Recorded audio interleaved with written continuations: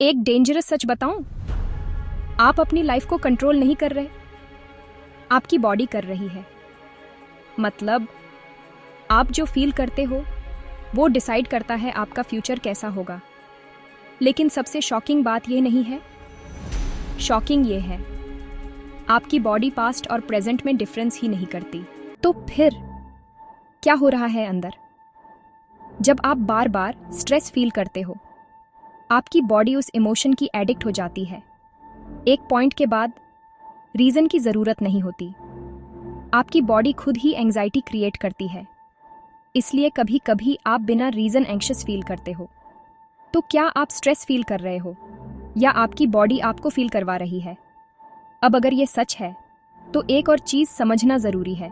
क्या आप जानते हैं, कुछ मेडिकल केसेस में पेशेंट्स को सिर्फ ये बिलीव करवाया गया कि उन्हें ट्रीटमेंट मिल रहा है, एक्चुअल में वो प्लेसिबो था, फिर भी उनका बॉडी रिस्पॉन्ड करता है।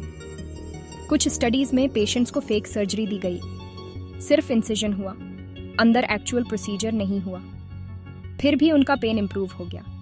तो क्या बॉडी को सर्जरी की जरूरत थी या बिलीफ की? एक और फैसिनेटिंग एक्सपेरिमेंट हुआ। रैबिट्स को हाई कोलेस्ट्रॉल डाइट दी गई, सेम फूड, सेम एनवायरनमेंट, लेकिन एक ग्रुप के साथ रिसर्चर्स ने एक्स्ट्रा केयर, टच और अटेंशन दिया। नतीजा, उन रैबिट्स में कोलेस्ट्रॉल कंपैरेटिवली कम था। तो क्या सिर्फ फूड मैटर करता है या फीलिंग भी? लेकिन ये सब सिर्फ बाहर से नहीं होता, सबसे बड़ा इन्फ्लुएंस अंदर होता है, हमारे दिमाग में। दिमाग के लिए रियलिटी और इमेजिनेशन में अंतर उतना स्पष्ट नहीं होता। मतलब एक प्रयोग में लोगों ने सिर्फ पियानो प्रैक्टिस की कल्पना की और उनके दिमाग में बदलाव आए जैसे उन्होंने रियल मीन प्रैक्टिस की हो। तो अगर आप रोज वर्स्ट केस सिनेरियो की कल्पना करते हो तो आपका दिमाग किस चीज के लिए तैयार हो रहा है? अब यहाँ से चीजें और गहरी हो जाती हैं।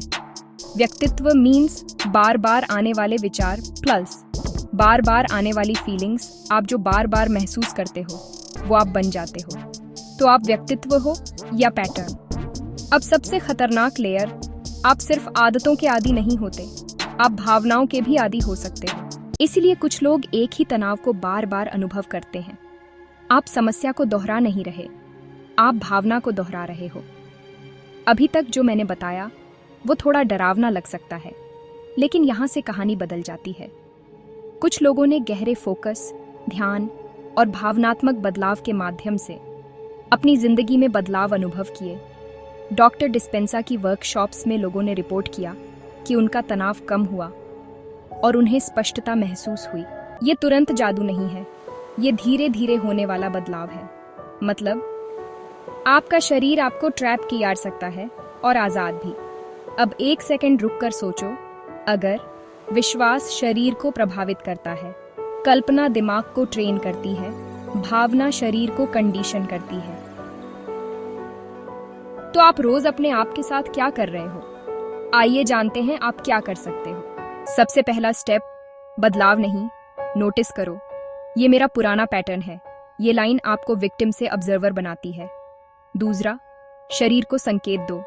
धीमी सांस, रिलैक्स, मैं सुरक्षित हूं। शरीर को मना लो कि कोई खतरा नहीं है। तीसरा, रोज 2-3 मिनट शांत वर्जन की कल्पना करो। आप इंतजार नहीं कर रहे, आप रिहर्सल कर रहे हो। चौथा, ट्रिगर आए तो पॉज करो। रिएक्शन में देरी का मतलब रीवायरिंग की शुरुआत। पांचवा, मैं चिंतित हूं का मतलब मैं शांति सीख रहा हूं। पहचान को धक्का नहीं लगता, ट्रेनिंग होती है।